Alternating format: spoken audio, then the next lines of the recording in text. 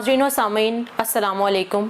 मैं Nimra Azhar spark of excellence के segment excellence diaries में आपको खुशामदीद कहती हूँ। ख़वातीनो हज़रात, आज जिन शख्सियत से मैं आपकी मुलाकात करवाने जा रही हूँ, अगर इन्हें शोबा अमराज़ जिल्द का जाइंट कहा जाए तो हरगिज़ मुबालगा आराई ना होगी। कमोबेश 35 साल का तजर्बा, 6 किताबें और 50 से ज़ायद आर्टिकल इनके शाया हो चुके हैं और किंग एडवर्ड मेडिकल कॉलेज, अल्लामा इकबाल मेडिकल कॉलेज, फातिमा जिन्ना मेडिकल कॉलेज में तदरीस के फ़राइज़ सर अंजाम दे चुके हैं और यूनिवर्सिटी ऑफ लाहौर में आजकल शोबा अमराज़ जिल्द के हेड ऑफ़ डिपार्टमेंट के तौर पे काम कर रहे हैं।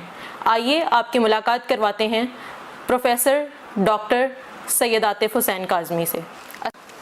अस्सलाम वालेकुम सर, पहले तो बहुत शुक्रिया आपका कि आपने अपने इतने बिजी शेड्यूल में से कीमती वक्त निकाला हमारे लिए और हमारे नाजरीन के लिए। जी, बड़ी मेहरबानी, आप आई और मुझे बल्कि थोड़ा सा ये मैं गिल्टी फील कर रहा था कि आप बहुत देर से मुझे कह रही थी, काफ़ी अरसा हो गया कि डॉक्टर साहब आपके साथ हम एक प्रोग्राम करना चाहते हैं, लेकिन आप तो जानती हैं वो मेरी जो गुनागू मसरूफियात हैं, सुबह यूनिवर्सिटी में जाना, फिर शाम को क्लिनिक और फिर बाकी, तो वो फिर आज खैर मौका था तो मैंने कहा चलें आपके साथ बैठ जाएँ।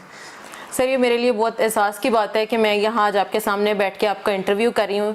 ये it's just like a dream come true for me, क्योंकि जो इंस्पिरेशन आप लेते हैं और उनसे आपकी मुलाकात हो जाए और इस तरह बैठ के इंटरव्यू लेने का मौका मिला मुझे, तो सर ये मेरे लिए बहुत खुशी की बात है। सर, शुरू करते हैं आपकी लाइफ हिस्ट्री से। कहाँ पैदा हुए, मेडिकल ही क्यों आपने चुना और मेडिकल में फिर डर्मेटोलॉजी का ही शोबा आपने क्यों चुना कि डर्मेटोलॉजी या स्किन, आपने बाकी भी और ऐसे शोबाजात थे जिसमें आप जा सकते थे, तो आपने स्किन का शोबा ही क्यों चुना? बिल्कुल आपने ठीक कहा, बड़ा अच्छा क्वेश्चन है। जहाँ तक मेरी पैदाइश का तल्लक है तो मैं लाहौर में पैदा हुआ और मेरे वालिद जो थे वो पायनियर थे, फाउंडर थे डर्मेटोलॉजी के, स्किन के पाकिस्तान में, प्रोफेसर सैयद ग़ुलाम शबीर साहब। उन्होंने स्किन का शोबा मुतारफ़ कराया और वो पहले पाकिस्तान में डर्मेटोलॉजी में स्पेशलिस्ट थे जिन्होंने मेयो हॉस्पिटल में स्किन का शोबा शुरू किया। हम लोग 3 भाई 2 बहनें हैं और अल्लाह बख्शे मेरे वालिद वालदा का इंतकाल हो चुका है, तो क्योंकि मैं फैमिली में सबसे बड़ा था तो वालिद साहब ने कहा कि जी बड़ा बेटा है तो डॉक्टर बने, और ख़ुद वो तो चाहते थे सारे डॉक्टर बन जाएं, तो वो खैर हम 2 भाई डॉक्टर बन सके, बाकी बहनें और एक भाई जो था वो उन्होंने ये प्रोफेशन नहीं अपनाया। तो बस वो फिर बड़ा था, वालिद साहब को सारा दिन देखना। जब फिर मैं सेंट एंथनीज़ हाई स्कूल में मैंने अपना मैट्रिक किया वहाँ से, उसके बाद फिर एफसी कॉलेज से मैंने एफएससी की और किंग एडवर्ड मेडिकल कॉलेज से मैंने एमबीबीएस किया। तो जब मैंने एमबीबीएस किया तो उस वक़्त मेरे वालिद मेरे हेड ऑफ़ डिपार्टमेंट थे स्किन के मेयो हॉस्पिटल में, वो फिर हमें पढ़ाते होते थे और घर में भी उनसे पढ़ना, कॉलेज में भी उनसे पढ़ना, हॉस्पिटल में भी पढ़ना, और खाने की टेबल पे बैठते थे तो स्किन डिस्कस होती थी, अपने बेडरूम में जाते थे तो स्किन डिस्कस होती थी। तो बस वो एक जेनेटिक भी था स्किन का कि जी वालिद साहब की तरफ से जीन में भी आया हुआ था, और फिर मुझे ख़ुद भी इसका, जब मैंने एमबीबीएस कर लिया और स्किन की हाउस जॉब की, तो ख़ुद मुझे इंटरेस्ट डेवलप हो गया कि करना है तो डर्मेटोलॉजी में करूं। तो अल्लाह का शुक्र है फिर मैंने स्किन के शुबे को अपनाया और अल्टीमेटली फिर मैंने मुल्क से बाहर गया, यूके गया, यूएसए गया और जो वहाँ ट्रेनिंग ले सकता था ली, फिर पाकिस्तान में आके हाईएस्ट पोस्ट ग्रेजुएशन क्वालिफ़िकेशन ली। तो अल्लाह का शुक्र है कि अल्लाह ने बहुत इज़्ज़त दी, और जिस तरह आपने बताया था शुरू में मेरे इंट्रोडक्शन में कि कोई 40 साल हो गए हैं मुझे डर्मेटोलॉजी में। 1980 में मैंने पास किया था किंग एडवर्ड से एमबीबीएस, तो अब 2020 है, तो 40 साल में शोबा अमराज़ जिल्द में हूँ। और स्किन डिपार्टमेंट, जिस तरह आपने बताया कि फातिमा जिन्ना मेडिकल कॉलेज का मैंने डिपार्टमेंट इस्टेब्लिश किया, अल्लामा इकबाल मेडिकल कॉलेज का डिपार्टमेंट इस्टेब्लिश किया, जो किंग एडवर्ड का था मेयो हॉस्पिटल का वो मेरे वालिद ने बनाया था। सो मेरे वालिद की ख्वाहिश थी कि मैं उनके डिपार्टमेंट से रिटायर हूँ एक दिन। तो अल्लाह का शुक्र है कि मैं कोई 20 साल केई में रहा और केई से मैं रिटायर हुआ, और अब मैं आजकल, जिस तरह आपने कहा, यूनिवर्सिटी ऑफ लाहौर है, वहाँ मैं डर्मेटोलॉजी का शुबा अमराज़ जिल्द का हेड हूँ, डीन हूँ पीजीएमआई का। और 40 साल का पता ही नहीं चला, अरसा गुजर गया। तो अब ये है कि मेरा बड़ा बेटा और मेरा छोटा बेटा वो भी दोनों डर्मेटोलॉजिस्ट हैं। तो बड़ा बेटा इंग्लैंड में होता है, छोटा मेरे साथ होता है। तो ये बस ज़िंदगी गुजर रही है इस तरह, और अल्लाह का जितना शुक्र अदा करूँ कम है। सर ये तो बहुत खुशकिस्मती होती है औलाद की कि अगर वो माँ बाप के नक्शे कदम पे चले, और जब उनका पैशन आपका प्रोफेशन बन जाता है तो उनके लिए ये और भी बाइसे फ़ख्र होता है। तो सर आज आप माशाल्लाह एक कामयाब ज़िंदगी गुजार रहे हैं और एक कामयाब डॉक्टर हैं। तो सर शबीर सिंड्रोम के बारे में थोड़ा सा बताएं। मुझे अपनी रिसर्च के दौरान शबीर सिंड्रोम के बारे में पता चला, लेकिन मैं चाहती हूं कि आप हमारे नाज़रीन को भी शबीर सिंड्रोम के बारे में बताएं, जो हमारी अचीवमेंट है, जो पाकिस्तानी डॉक्टर की एक अचीवमेंट है। हम सुनते हैं कि न्यूयॉर्क, अमेरिका और कनाडा, इन जैसी जगहों पर बहुत सारी बीमारियाँ दरियाफ्त होती हैं।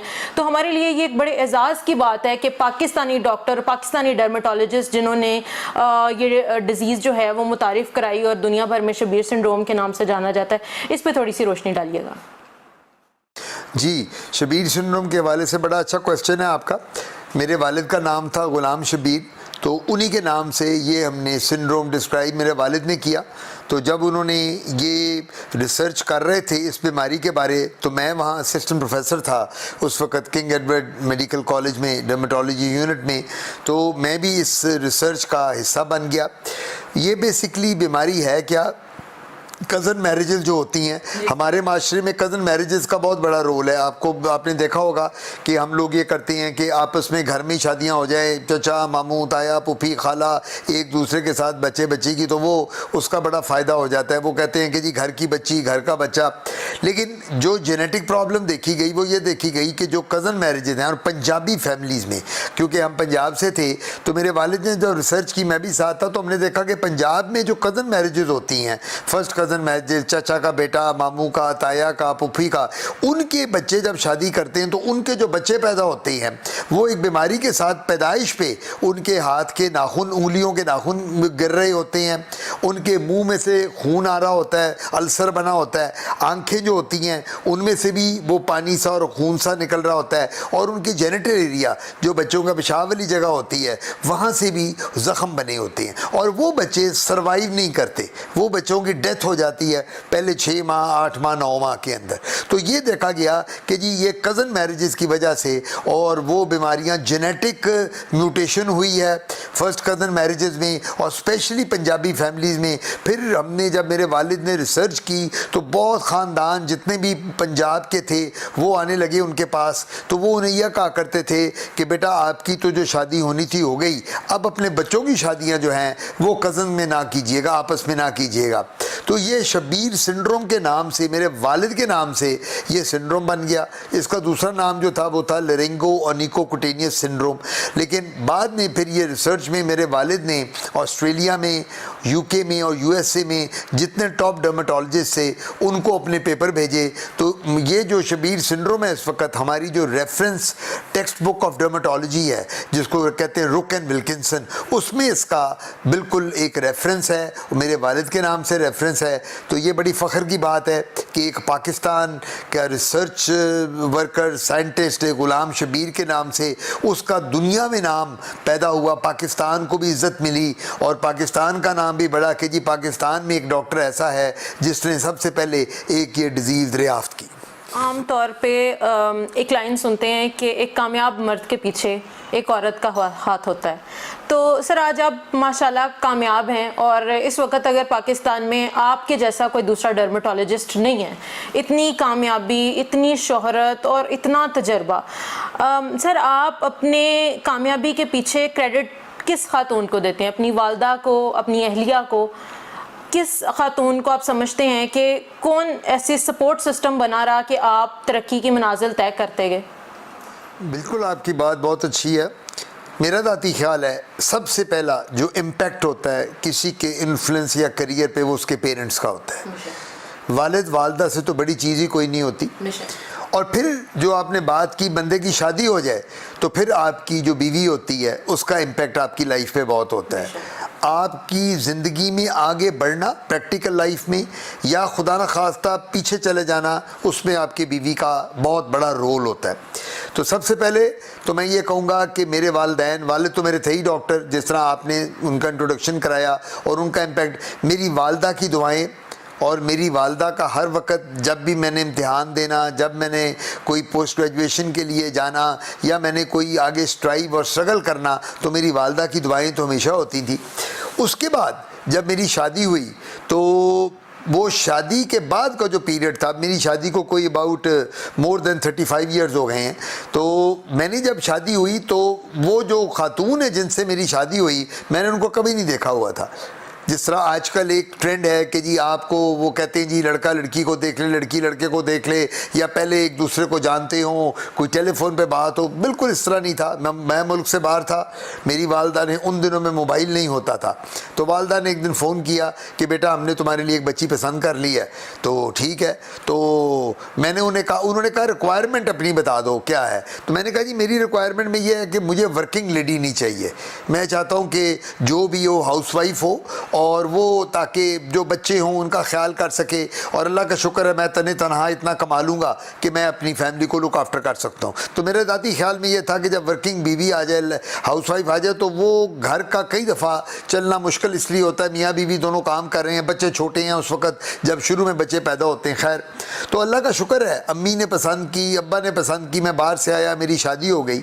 मेरे माशाल्लाह 4 बच्चे हैं, 3 बेटे हैं मेरे, तीनों मैरिड हैं, और एक बेटी है, बेटी ने अभी ओ लेवल्स किया और वो कॉलेज में गई है। तो अल्लाह का शुक्र है इतनी अच्छी ज़िंदगी गुजरी। और मेरा ज़ाती ख्याल है कि मेरे माँ बाप के बाद अगर सबसे बड़ा इम्पैक्ट मेरी लाइफ में कोई था तो वो मेरी बीवी का था, और वो पॉजिटिव इम्पैक्ट था। मेरी बीवी ने हमेशा मुझे फैसिलिटेट किया, मेरी वाइफ ने कभी मुझे कोई नेगेटिविटी नहीं शो की।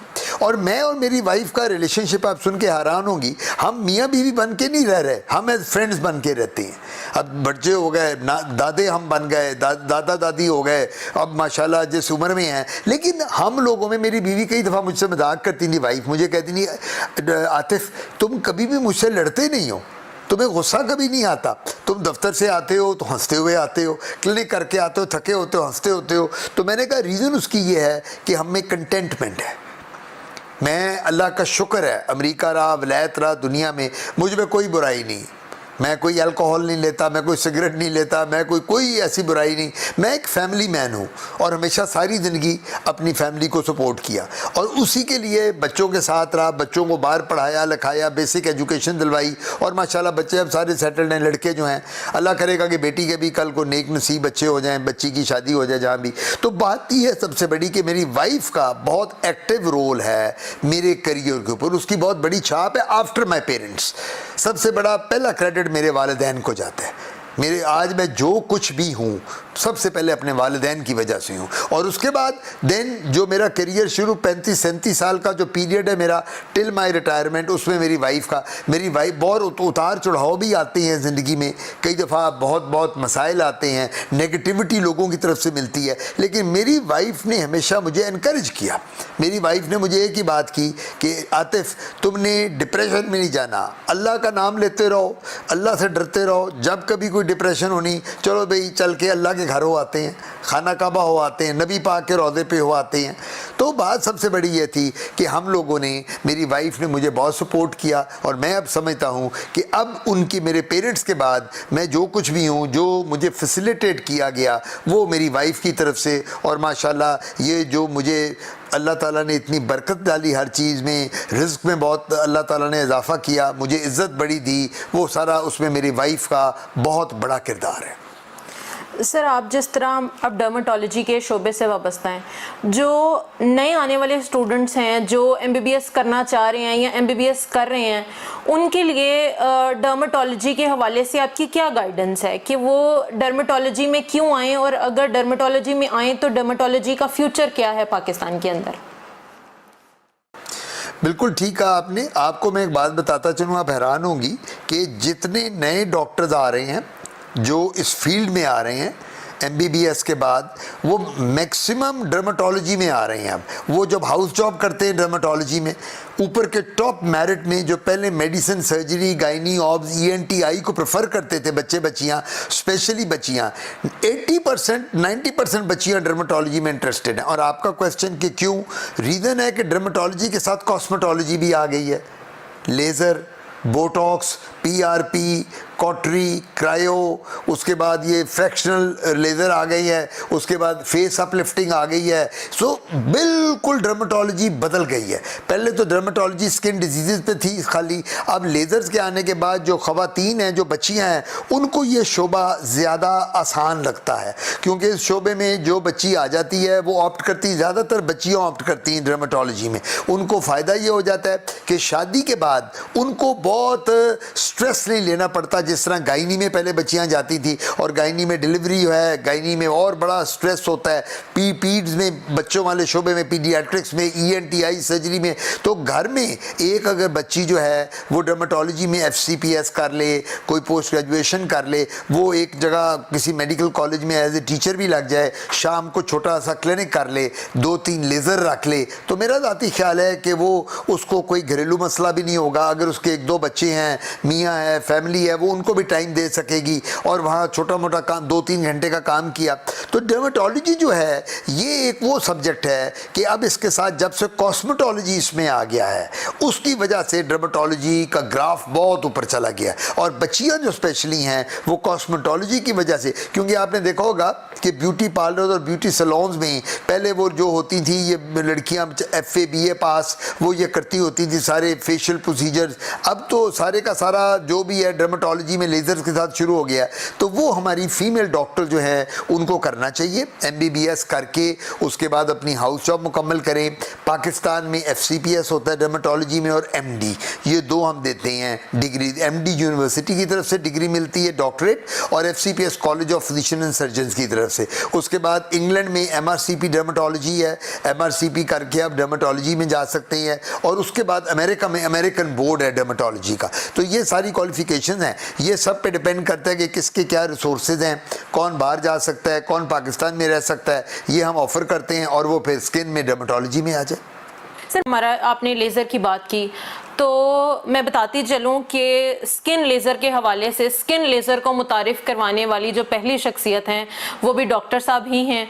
और आज जो हर जगह पे जो है वो लेज़र का काम हो रहा है या डॉक्टर्स लेज़र कर रहे हैं, तो उनका जो सारा का सारा क्रेडिट है वो डॉक्टर साहब को जाता है, क्योंकि डॉक्टर साहब ने स्किन लेज़र जो है वो पाकिस्तान में मुतारिफ़ कराई। इस तरह सर, बच्चियाँ आजकल एक बहुत ट्रेंड है फेशियल हेयर्स का, फेशियल हेयर्स बहुत ज़्यादा हैं, तो उसके हवाले से आपकी क्या रिकमेंडेशन है, या कौन सी डाइट फॉलो करनी चाहिए, या कौन सा ऐसा प्लान फॉलो करना चाहिए उन्हें कि उनके लिए इसमें मज़ीद बेहतरी आए? उनको कोई बहुत ज़्यादा जिस तरह से प्रॉब्लम्स होती हैं, ब्यूटी पार्लर्स और ब्यूटिशियंस के पास जाती हैं, वो फेस ख़राब भी कर देती हैं, तो इसके हवाले से सर आपकी क्या राय है कि फेशियल हेयर्स को कैसे कम किया जा सकता है? ये बहुत फ्रिक्वेंट क्वेश्चन भी पूछा जाता है आमतौर पर। बिल्कुल ठीक आपने बात की। देखें, लेज़र बड़ा इंटरेस्टिंग बात है। पहला लेज़र स्किन का पाकिस्तान में मैंने इंट्रोड्यूस कराया, ये बात है 1998 की, यानी कोई इसको 20-22 साल हो गए इस बात को। तो मैं लेके आया, तो जब वो लेज़र शुरू किया, हेयर रिमूवल लेज़र, तो लोग मुझे कहते थे, डिस्करेज करते थे कि जी कौन औरत आके लेज़र कराएगी, कौन ये आके बाल अपनी औरतें कराएंगी, और वो तो हमारी औरतें बड़ी कंजर्वेटिव हैं, ये सोसाइटी ऐसी है जिसमें कोई औरत नहीं कराएगी, हमारी औरतों के जिस्म पे भी बाल हैं, चेहरे पे भी, बाजू में भी, आर्म पिट्स में भी, तो वो नहीं कराएंगी। तो तुमने तो ये 70-80 लाख रुपए की मशीन लाए हो, बस सब फारग हो जाओगे, कोई इसमें इंटरेस्ट नहीं लेगा। खैर, हमने उस वक़्त नई नई मशीन आई हुई थी बाहर अमेरिका में, यूरोप में, मैं ले आया। जब हम यहाँ से शुरू किया तो आप यकीन करें कि मैं हैरान हो गया कि मुझे मेरी मेडिकल की लाइफ में इतना नहीं ख्याल था कि इतनी ख़वातीन हेरी हैं पाकिस्तान में। दे वर फुल ऑफ हेयर्स। और ज़्यादातर हम ये किस लिए करते थे, हेयर फेस की हेयर रिमूवल का लेज़र। जिन बच्चियों के रिश्ते नहीं होते, जिनके बाल बहुत बड़े बड़े हैं, जिन बच्चियों के प्रॉब्लम्स हैं बालों की वजह से, शक्ल सूरत अच्छी है, पढ़ी लिखी हैं, ख़ानदान अच्छी हैं, लेकिन जब वो रिश्ता होता था लड़के वाले आते थे, वो कहते थे इसके तो मुँह पे दाढ़ी है बच्ची के, ये तो वैक्सिंग थ्रेडिंग करती है, हमने नहीं करना। तो हुआ ये कि उस वक्त लेज़र जब मैं लेके आया, हमारे जब रिजल्ट्स अच्छे आने शुरू हो गए, और वो जनाब हमारे तो वहाँ लाइनें, अल्लाह ने वो इतनी बरकत डाली, आप ये समझें कि वो बाकी जो लोग थे, जो डर्मेटोलॉजिस्ट थे, जो कॉस्मेटिक सर्जन थे, उन्होंने सोचा यार ये तो बड़ी बात है कि एक बंदा लेज़र ले आया है इस मुल्क में, तो अब तो ये हमें भी ट्राई करना चाहिए, और ये बहुत इसके अंदर स्कोप बहुत है आगे बढ़ने का। खैर वो जनाब लेज़र लोगों ने भी लाने शुरू किए, और अल्हम्दुलिल्लाह कि वो लेज़र का एक ट्रेंड फिर शुरू हो गया। और अब तो आपने देखा होगा हर गली मोहल्ले में लेज़र है, अब तो ब्यूटिशियन भी लेज़र कर रही हैं, अब तो जो आम डिस्पेंसर हैं वो भी लेज़र ले आते हैं, वो भी करते हैं। खैर अब अगला सवाल आपका बड़ा ज़रूरी है कि ये जो एक्सक्यूज़ मी, ये जो लेज़र है, ये लेज़र हम लोग क्यों ज़्यादा हमें औरतों को ज़रूरत पड़ रही है, ये मैं आपको बताता चलूँ इसमें कि लेज़र की जो ज़रूरत है औरतों में, ख़वातीन में, वो इसलिए ज़्यादा हो गई है कि पहले ज़माने में गोरा करने वाली क्रीमें अवेलेबल नहीं थी मार्केट में। अब हमारी ख़वातीन जो हैं ये क्या करती हैं कि जी हर लड़की को गोरा होने का शौक़ है, और वो गोरा करने वाली क्रीमों में क्या है, स्टीरॉइड्स होते हैं। फिर वो लड़कियां क्रीमें लगाती भी हैं और स्टीरॉइड्स खाती भी हैं। जब वो स्टीरॉइड लगाएंगी तो चेहरे पे बाल आ जाएंगे, इस वजह से ये बहुत है। फिर लोगों का ख्याल है कि चिकन का बहुत ज़्यादा रोल है इसमें, क्योंकि चिकन जो ये ब्रॉयलर चिकन है ये दिया जाता है इंजेक्शन लगा कर, उनको आर्टिफिशियली उनको फीड करके दिया जाता है स्टीरॉइड के साथ। तो वो समझते ये हैं कि शायद इस चिकन की वजह से, कंज्यूम करने से बच्चियों के चेहरे पे बाल बहुत हैं और जिस्म पे भी बाल आ गए हैं। एक फैक्टर ये भी हो सकता है कि वो अगर ब्रॉयलर चिकन लोग लें तो ज़्यादा होगा, अगर देसी चिकन खाएं तो नहीं होगा, मटन के साथ नहीं होगा। तीसरी बात यह है कि जो ये कॉस्मेटिक्स जितनी भी हैं उनमें लोगों ने स्टीरॉइड डालने शुरू कर दिए हैं। आप लोग ये जो फाउंडेशन लगाती हैं, आप लोग ये जो चेहरे को ग्लो करने के लिए, वो स्टीरॉइड एक ऐसी चीज़ है कि अगर रेगुलर लगाएंगी तो उसके साथ भी चेहरे पे बाल आ जाएंगे। तो मेरा मशवरा ये होगा कि ये जो बच्चियां हमारी कॉलेज की, स्कूल की और जो बच्चियां जॉब करती हैं, इनको रंग गोरा करने के लिए किसी क्रीम की यूजेज नहीं करनी चाहिए। हमारे पास आएँ, डर्मेटोलॉजिस्ट के पास आएँ, हम इनको क्रीम्स देंगे बनाकर जिनमें ऐसे इंग्रेडिएंट्स होते हैं जिनसे चेहरे पे ग्लो आ जाती है, चेहरे पे चमक आ जाती है। तो ये रीज़न है कि चेहरे पे जो ख़वातीन के बाल इस सदी में, यानी पिछले 25-30 सालों में बहुत ज़्यादा हो गई हैं हेरी, वो सिर्फ ये क्रीमें और गोलियाँ खा के, दवाइयाँ अपने खुद सेल्फ मेडिकेशन करने के बाद हुआ। सर हमने एक पोल कराया था फेसबुक पे भी और व्हाट्सएप के थ्रू भी। उसमें हमने लोगों से ये पूछा कि आपके जो जिल्द के अमराज हैं, अगर आप उसके बारे में कुछ पूछना चाहें तो सर उसके अंदर एक मेजर जो हमारे पास परसेंटेज आई, उसमें बहुत सारे लोगों ने एक्नी की शिकायत की कि भाई एक्नी है, उसमें पिंपल्स बनते हैं, रेड कलर के पिंपल्स बनते हैं और फिर वो डिसअपेयर हो जाते हैं और फिर वो बन जाते हैं, यूजुअली बैक पे, शोल्डर्स पे, फेस पे बनते हैं और उससे इरिटेशन बहुत ज़्यादा होती है, इचिंग बहुत ज़्यादा होती है। तो सर आप इसके बारे में क्या कहना चाहेंगे कि डर्मेटोलॉजी के अंदर इसकी क्या ट्रीटमेंट है या इसको हम किस तरह से ट्रीट कर सकते हैं, या इसके लिए कौन सी ऐसी डाइट है जो कि हमारे आजकल के यंगस्टर्स लें जिससे इस चीज़ का रुझान कम हो या ये एक्नी की प्रॉब्लम्स जो हैं वो कम फेस करनी पड़े? एक्नी एक बहुत कॉमन प्रॉब्लम है, इसको उर्दू में कहते हैं कील महासे। और ये एक्नी जो है ये बच्चियों में 12-13 साल की उम्र से शुरू होती है, जब उनकी मेंस्ट्रुअल साइकिल या पीरियड शुरू होते हैं। बच्चों में लड़कों में भी 13-14 साल से शुरू होती है और ये टीन एज ईयर्स में बहुत ज़्यादा देखने में आती है, 19-20 साल तक। कुछ ख़वातीन को शादी के बाद में भी एक्नी रहती है उनकी मेंस्ट्रुअल प्रॉब्लम्स की वजह से। एक्नी का जो सबसे बड़ा रीज़न है वो ये है, एक तो यंग एज का है। ख़वातीन में, लड़कियों में, बच्चियों में एक्नी का जो कॉजेज़ हैं वो डिफरेंट हैं। menstrual irregularities number 1, polycystic ovaries number 2, improper diet number 3, ये तो ख़वातीन में है। लड़कों में इम्प्रॉपर डाइट, उसके बाद बाहर धूप में रहना, और जेनेटिक रोल बहुत बड़ा है कि अगर एक खातून के आप ये देख रहे हैं कि उसको एक्नी है बच्ची को, तो उसके पेरेंट्स को जवानी में किसी ना किसी को एक्नी ज़रूर निकली होगी। इसको जेनेटिक कहते हैं, हेरिडिटरी कहते हैं, मरूसी भी कहते हैं।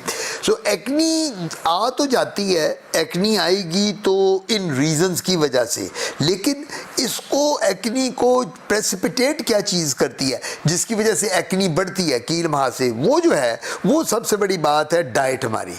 आजकल क्या डाइट है, सब लोग फास्ट फूड पे लगे हुए हैं, सब लोग सॉफ्ट ड्रिंक्स पे लगे हुए हैं।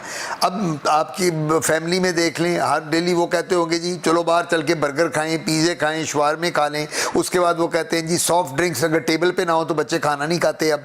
सो ये जो ट्रेंड बदलता जा रहा है, ये एक्नी को इसने बहुत बढ़ा दिया है। और मैं ये कहा करता हूँ फ्रूट्स, जूसेस, फल, दूध, दही, दालें, सब्जियाँ ये ज़्यादा लें। फास्ट फूड ज़रूर खाएँ, फास्ट फूड मैं रोकता नहीं हूँ, लेकिन हफ्ते में एक दफ़ा खा लें। लेकिन जो ये डेली बर्गर और पिज़्ज़ाज़ और शवारमाज़ ये जो है इनको हमें अवॉइड, क्योंकि इनमें बड़ी हाई कैलोरीज होती हैं। और उसके बाद ये जो ड्रिंक्स हम लेते हैं सॉफ्ट ड्रिंक्स, इन सॉफ्ट ड्रिंक्स को भी हमें अवॉइड करना चाहिए। फ्रेश जूसेस लें, फ्रूट्स लें, ताकि जितनी भी हमारी स्किन है वो ग्लो करे, रादर देन कि ये जो डाइट है ये हमारी चेहरे को भी ख़राब करे, बैक पे भी एक्नी आ जाए और जिस्म पे भी एक्नी आ जाए।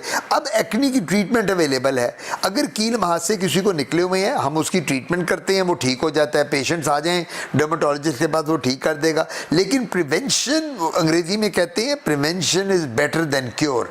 तो prevention is better than cure का क्या मतलब है कि आप अपनी डाइट का स्पेशल ख्याल रखें, एंग्जाइटी स्ट्रेस कम कर दें, कॉस्मेटिक्स कम यूज़ करें। ये जो बड़ी मार्केट में कॉस्मेटिक्स, हर लड़की लड़का, अब तो लड़के भी कॉस्मेटिक्स यूज़ करने लग गए हैं, ये मेल्स जितने हमारे हैं। उसके बाद ये फेशियल प्रोसीजर्स कम करवाएं, और डाइट जो है पानी ज़्यादा लें, फ्रूट्स ज़्यादा लें, जूसेस, वेजिटेबल का इस्तेमाल ज़्यादा करें, मुर्गन ग़िज़ाएँ कम करें। उसके साथ एक्नी को और कील महासों को बहुत फ़र्क पड़ेगा। सर अगला सवाल ये है कि हमारी बहुत एक रेगुलर व्यूअर है मिसेस आमना उमर, उनका सवाल ये है कि जो पाल्मर और प्लांटर वॉट्स हैं उसकी क्या क्या कॉजेज़ हैं और उसको ट्रीट कैसे किया जा सकता है? वॉट्स जो होते हैं इनको उर्दू में मोके कहते हैं। पामर का मतलब है हाथ, प्लांटर का मतलब है पाँव, और मोको ही कॉज एक होती है, वो वायरस है। ये कंटेजियस होते हैं, छूत होती हैं। आपके अगर हाथ में एक मौका निकल आया, मैंने आपका टॉवल शेयर कर लिया, मैंने आपके साथ हैंड शेक कर लिया, मुझे हो जाएगा। मैं बार्बर शॉप पे जाता हूँ, वो बार्बर यहाँ मेरी दाढ़ी करता है, मुझे शेव बनाता है, वो क्या करता है, वो किसी की सेफ्टी मेरे पे यूज़ कर लेता है। जिसको वॉट्स निकले हुए थे वो करेगा, मेरे पूरे मुंह पे मोके बन जाएंगे, मेरी दाढ़ी में आ जाएंगे। सो ये कंटेजियस है। जहाँ जहाँ वॉट किसी का किसी को टच करेगा वहाँ वो वॉट निकलता जाएगा। जो पाँव वाले वॉट्स हैं, जो प्लांटर वॉट्स आपने कहा, उसका क्या मसला है, आपका सैंडल जूता अगर आपके पाँव में है, आपके घर वाले को यूज़ करेंगे, बहन भाई करेंगे, फैमिली करेगी, उनको हो जाएंगे।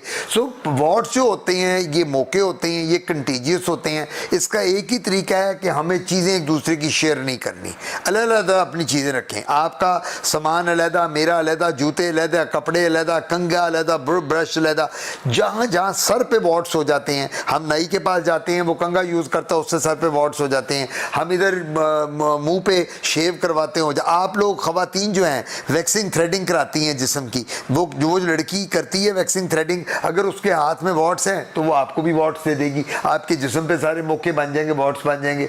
सो वॉट्स के लिए बेस्ट ये है अपने आप को साफ सुथरा रखें और चीज़ें शेयर ना करें। इसकी ट्रीटमेंट जो है उसमें हम कहते हैं इलेक्ट्रोकॉटरी, क्रायो सर्जरी और CO2 लेज़र। ये हमारे पास प्रोसीजर है। इसको हम बर्न कर देते हैं कॉटरी के साथ।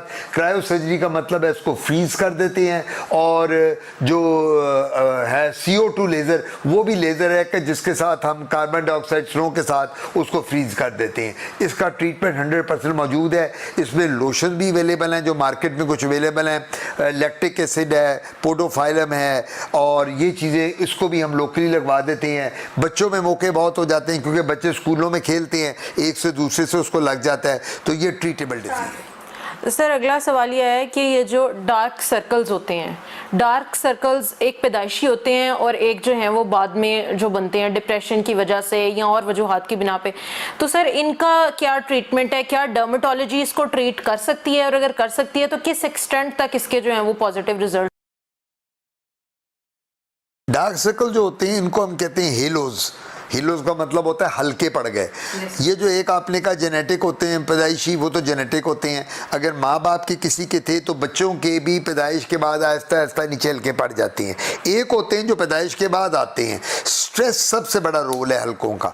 आप अगर बहुत स्ट्रेस ले रही हैं, जॉब का स्ट्रेस है, फाइनेंशियल स्ट्रेस है, फैमिली के स्ट्रेस है, कोई और स्ट्रेस है, तो हल्के पड़ जाएंगे। इसी तरह वो बच्चियाँ बच्चे जो बहुत जॉब में इन्वॉल्व हैं, सुबह जाती हैं, रात को घर आती हैं, आके थके होते हैं, नींद पूरी नहीं होती, खाना सही तरह नहीं खाते, फ्रूट्स और जूसेस नहीं लेते, उनमें भी ये प्रॉब्लम आ जाती है हल्कों की, या जिसको हम हेलोज कहते हैं या जिनको हम डार्क सर्कल्स कहते हैं। सो वो स्ट्रेस की वजह से है, इम्प्रॉपर डाइट की वजह से है। और जो आपने बात की, इम्प्रॉपर डाइट और स्ट्रेस बड़ा बड़ा रोल प्ले करता है हल्कों में। सो वो जो हमारे हेलोज जो होते हैं उसके लिए हमारे पास क्रीम्स अवेलेबल हैं, उसके लिए हमारे पास लेज़र भी अवेलेबल हैं, वो हम ट्रीटमेंट देते हैं और वो हल्के सारे ख़त्म हो जाते हैं। लेकिन सबसे बड़ी बात है हल्के जेनेटिक हों यानी पैदाइशी हों या बाद में हों, एक्वायर्ड हों जिन्हें हम कहते हैं, इन हल्कों के लिए रात की नींद पूरी करना बहुत ज़रूरी है, 6-7 घंटे। फ्रूट्स और जूसेस का इस्तेमाल ज़्यादा से ज़्यादा करें, टेंशन और एंग्जाइटी और स्ट्रेस कम से कम लें और डाइट अपनी बैलेंस्ड रखें। सर मेरा आखिरी सवाल ये कि जिस तरह धूप में निकलते हैं तो स्टूडेंट्स या जो आम वर्कर्स होते हैं, तो टैनिंग सोल्यूशन का सवाल किया गया कि जो टैन हो जाती है स्किन, उसका क्या सोल्यूशन हमारी डर्मेटोलॉजी में मौजूद है? और इसी से एक मिलता जुलता सवाल ये कि जिस तरह सर मैं खुद भी एल्बिनो, तो एल्बिनोस के लिए स्किन जो हमारी यूवी लाइट्स हैं, अल्ट्रावायलेट रेज हैं सन से आने वाली, वो कितनी डेंजरस हो सकती हैं और इसको हम किस तरह से अपनी स्किन को प्रोटेक्ट कर सकते हैं इन रेज से? पहले तो टैनिंग वाला सवाल मैं आपका जवाब दे दूं। टैन जो होते हैं वो हम आपने देखो होगा नथिया गली, मरी, कागान, सवाद, जब कोई बंदा जाता है तो वहाँ से टैन होके आता है, तो लोग कहते हैं, आपकी कॉलीग वगैरह आप उनको कहती हैं, तुम्हें क्या हो गया रंग को, तुम तो काले होके आए हो। वो रीज़न उसकी ये होती है कि वहाँ अल्ट्रावायलेट रेज जो होती हैं पहाड़ों पर, वो बहुत ज़्यादा उनकी अपना स्ट्रेंथ होती है और वो स्किन को बर्न कर देती हैं, इस वजह से टैन। तो लोगों को जिनको जो डर होता है स्किन के टैन होने का, हम उन्हें कहते हैं जी सन ब्लॉक यूज़ किया करो बाहर जब निकलो गर्मी में, और कोशिश ये करो कि विटामिन सी का इस्तेमाल ज़्यादा करो।